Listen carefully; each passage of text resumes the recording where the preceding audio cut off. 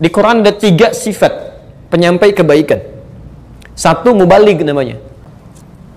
Mubaligh itu artinya penyampai. Pesan yang disampaikannya disebut dengan tabligh. Mubaligh tidak disyaratkan dia memiliki ilmu khusus untuk menguasai materi yang disampaikan. Yang penting dia share pada orang, itu sudah tabligh, itu sudah mubaligh otomatis. Anda share misalnya di Facebook, kan?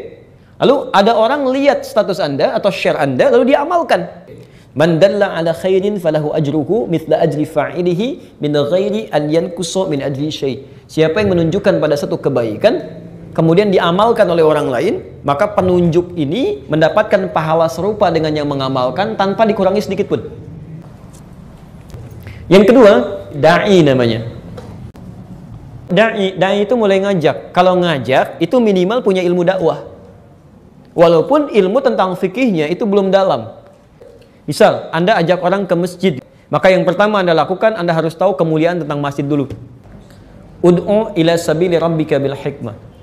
Ajaklah orang yang belum paham tentang ketentuan Allah ke jalan Tuhanmu dengan hikmah, bijak. Hikmah itu punya 2 arti. Satu, kesesuaian antara perilaku dengan perkataan. Arti yang kedua, menyampaikan sesuatu sesuai dengan kadarnya. Cara kita bicarakan lain. Yang terakhir, itu alim. Jamaknya ulama. Maaf ya, Anda jangan tanya kepada da'i, pada mubaligh. Karena ilmunya hanya dialokasikan untuk mengajak orang, bukan memberikan fatwa. Bertanya hukum itu pada yang ketiga tuh, alim. Siapa ulama ini? Kata Nabi, innal ulama'a warathatul anbiya. Innama yakhshallaha min ibadihil ulama. Ya, kata Allah, ciri ulama itu yang paling dominan itu yakhshallaha. Dia punya rasa takut yang dalam kepada Allah. Jadi kalau bicara, dia akan lihat apakah Allah ridhoi atau tidak. Kemudian kalau ingin memberikan fatwa, Allah ridho enggak dengan fatwanya?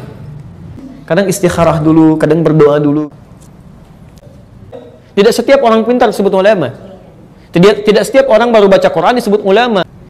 Jadi ibu jangan sembarangan, Pak ya, teman-teman, jangan sembarangan minta pada orang yang mohon maaf kredibilitasnya aja meragukan gitu.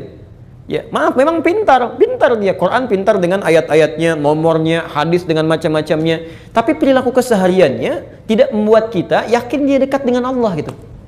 Ya, kata-katanya sering kontroversial. Tindakannya kadang-kadang membingungkan dan sebagainya. Itu jangan jadikan rujukan.